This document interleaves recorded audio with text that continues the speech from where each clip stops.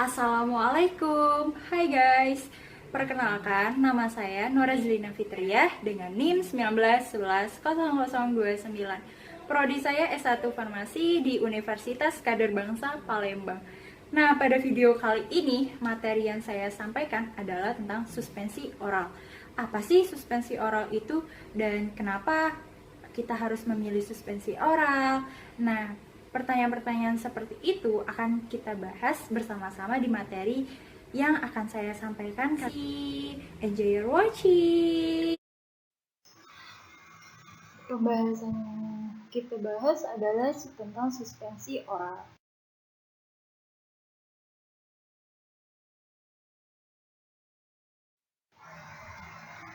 Suspensi adalah suatu sediaan cair yang mengandung partikel padat, tidak larut, yang terdispersi dalam fase cair. Sediaan yang digolongkan sebagai suspensi. Yang pertama, ada suspensi oral.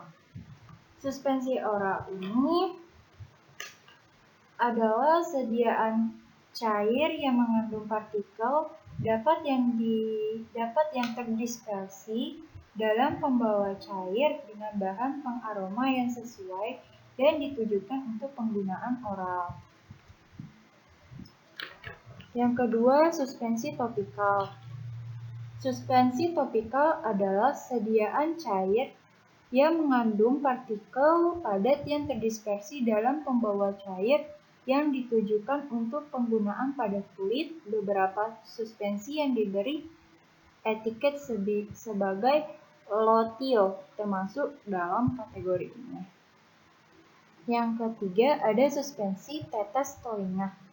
Suspensi tetes telinga ini merupakan sediaan cair yang mengandung partikel halus yang ditujukan untuk diteteskan pada telinga bagian luar.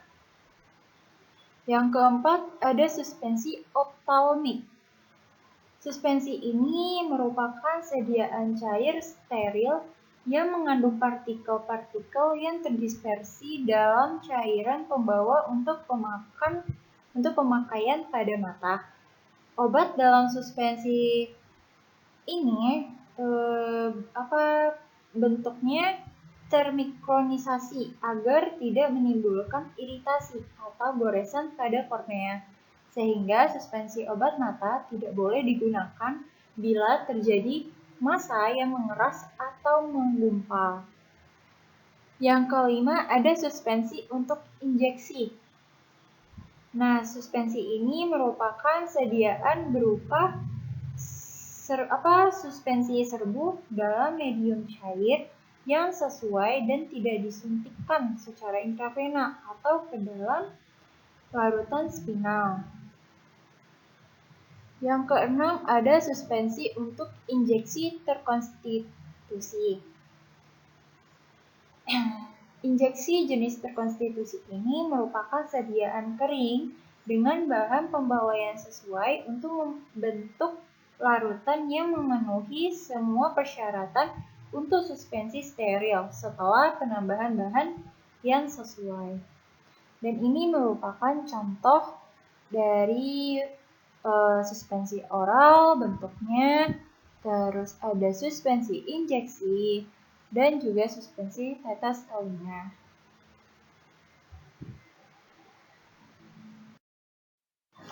Kita lanjut, ciri-ciri suspensi. Ciri-ciri suspensi.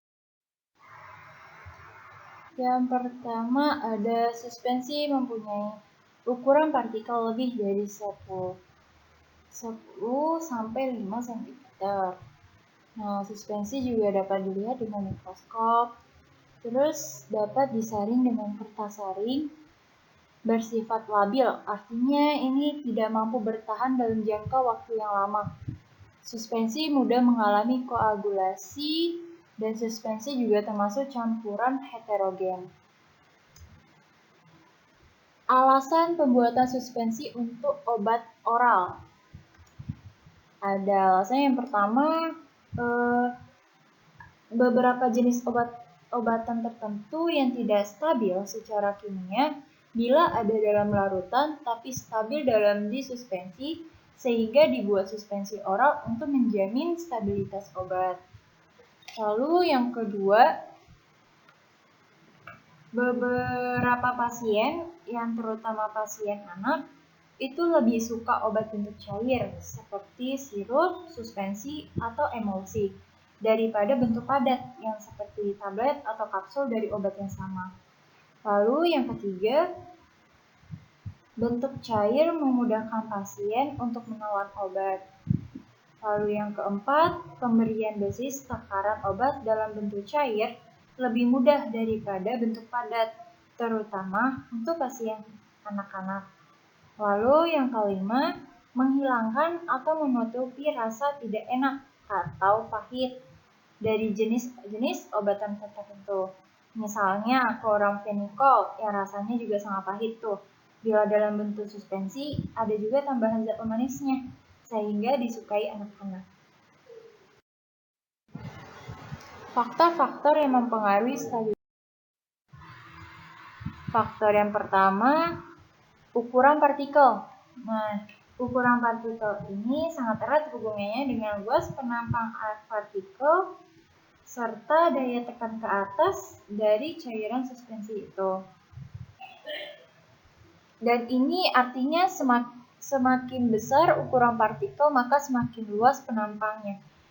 Jadi, hubungan antara ukuran partikel merupakan perbandingan terbalik dengan luas penampangnya. Sedangkan antar luas penampang dengan daya tekan ke atas merupakan hubungan linear. Nah, jadi, makanya bisa diartikan semakin besar ukuran partikelnya, maka semakin kecil luas penampangnya. Lalu yang kedua, kekentalan atau viskositas. Kekentalan suatu cairan mempengaruhi pula kecepatan aliran dari cairan tersebut. Makin kental suatu cairan tersebut, alirannya semakin turun atau kecil. Hal ini dapat dibuktikan dengan hukum Stokes. Bisa dilihat di sini ada rumus Stokesnya. Jumlah partikel atau konsentrasi. Apabila di dalam suatu ruangan berisi partikel dalam jumlah besar, maka partikel tersebut akan susah melakukan gerakan yang bebas karena sering terjadi benturan antara partikel tersebut. Benturan itu akan menyebabkan terbentuknya endapan dari zat tersebut. Oleh karena itu, makin besar konsentrasi partikel, makin besar pula kemungkinan terjadinya endapan partikel dalam waktu yang singkat. Yang keempat, sifat atau muatan partikelnya. Nah, dalam suatu suspensi kemungkinan besar terdiri dari beberapa macam campuran bahan yang sifatnya tidak terlalu sama. Dengan demikian, ada kemungkinan terjadinya interaksi antar bahan tersebut yang menghasilkan bahan yang sukar larut dalam cairan tersebut. Karena sifat bahan tersebut sudah merupakan sifat alami, maka kita tidak dapat mempengaruhinya lagi. Ukuran partikel dapat diperkecil dengan menggunakan pertolongan mixer, homogenizer, colloid mill, dan motile. Sedangkan viskositas, fase eksternal dapat dinaikkan dengan penambahan zat pengental yang dapat larut dalam cairan tersebut. Nah, bahan-bahan pengental ini yang sering disebut juga sebagai suspending agent atau bahan pensuspensinya. Nah, umumnya bersifat mudah berkembang dalam air atau bisa kita sebut dengan hidrokoloid. Bahan-bahan pensuspensi atau suspending agent dapat dikelompokkan menjadi dua, yaitu yang pertama adalah bahan pensuspensi alami. Bahan pensuspensi alami ini merupakan bahan yang dari alam yang biasanya digunakan adalah jenis gom atau hidrokoloid. Gom dapat larut atau mengembang atau mengikat air sehingga campuran tersebut membentuk mukilago atau lendir. Yang termasuk golongan gom. Ini contohnya adalah Acacia pulvis gummi arabici. Ini didapat sebagai eksudat tanaman Acacia sp dengan kadar kekentalannya 35%. Ini ada contoh dari bentuk Acacia atau bisa dibilang pulvis gummi arabici. Lalu ada Chondrus. Ini diperoleh dari tanaman Chondrus crispus atau Gigartina manilosa.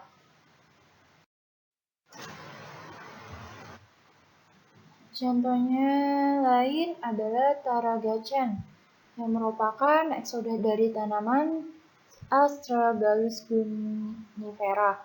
Mucilagotragans baik sebagai stabilator suspensi, tetapi bukan sebagai emulgator.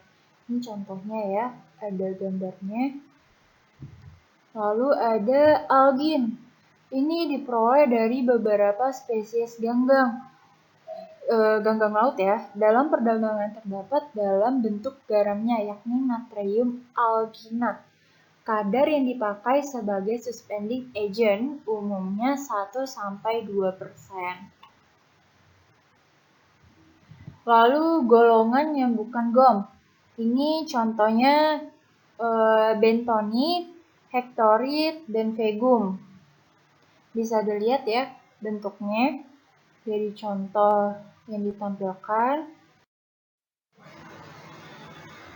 Nah, ini ada bahan pensuspensi sintesis. Tadi yang pertama ada bahan pensuspensi alami ya kan, dari bahan pensuspensi atau suspending agentnya dapat dikelompokkan menjadi 2. Nah, itu yang pertama tadi ada bahan pensuspensi alami, dan yang kedua adalah bahan pensuspensi sintesis. Contoh-contohnya adalah yang pertama ada derivat selulosa.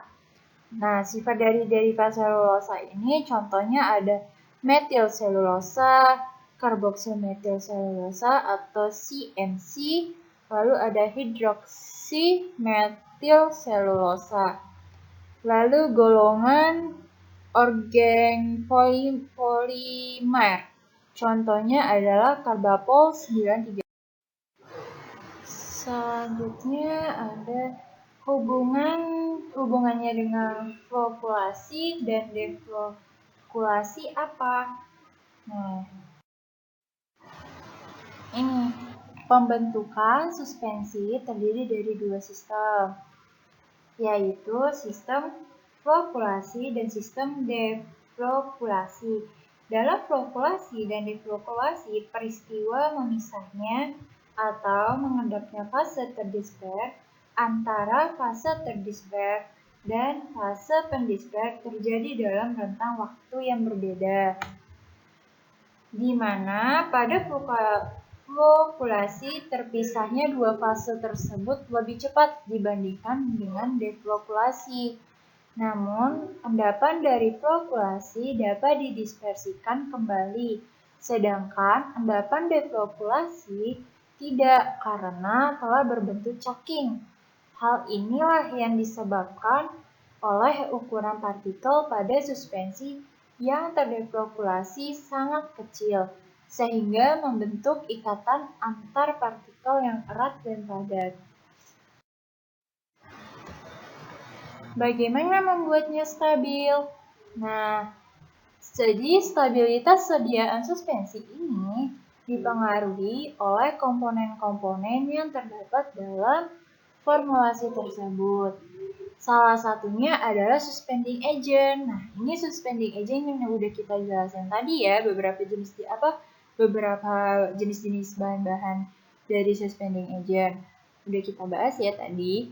Nah, penggunaan suspending agent ini bertujuan untuk meningkatkan viskositas dan memperlambat proses pengendapan sehingga menghasilkan suspensi yang stabil. Jadi suspensi yang stabil harus tetap homogen ya. Partikelnya emang benar-benar terdispersi dengan baik dalam cairan, dan zat yang terdispersi harus halus dan tidak boleh cepat mengendap. Jika dikocok, endapannya harus cepat terdispersi kembali. Lalu ada beberapa suspending agent yang biasa digunakan dalam pembuatan sediaan suspensi adalah pulvis gumi arabiki (CMC-MA) atau karboksimetil selulose natrium. Ini yang udah tadi ya, yang ada tadi contohnya udah ada, dan PGS atau pulvis gumosus. Beberapa alasan pemilihan suspending agent ini karena mudah larut dalam air sehingga menghasilkan larutan yang kental dan tembus cahaya, tidak merubah struktur kimia, bersifat alami dan dapat menghindari pengendapan. Contoh-contoh suspensi oralnya, obat antasida cair. Nah, obat ini berisi suspensi oral alumina dan magnesia atau bisa kita sebut Aludrops oral suspension. Terus ada alumina dan magnesium trisilikat atau Alma Mag Liquid. Terus ada Mageldrat atau Riopan oral suspension. Lalu ada aluminium magnesia dan kalsium karbonat atau Camalox. Obat-obat ini digunakan untuk bekerja melawan hiperasiditas gastrik dan mengurangi tekanan pada saluran pencernaan bagian atas. Lalu ada obat cacing atau anthelmintic. Suspensi oral Priantal pamuat atau antimin oral 250 mg atau 5 ml suspension. Terus ada jenis tiabendazole atau mintazol oral yang 500 mg atau 5 ml. Obat ini itu digunakan untuk membebaskan tubuh dari infeksi cacing. Sudah jelas ya dari nama obatnya aja obat cacing gitu. Jadi otomatis digunakan untuk membebaskan tubuh dari infeksi cacing. Lalu ada obat antibakteri. Ini tuh contohnya itu seperti suspensi oral sulfamethoxazole atau gantanol suspension. Lalu ada sulfisocazole asetil atau gantrisin sirup 500 mg atau 5 ml dan gantrisin pediatric suspension.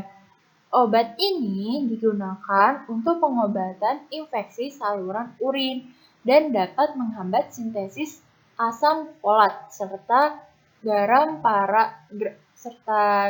para amino benzoat dari bakteri. Dan itulah beberapa materi tentang suspensi oral.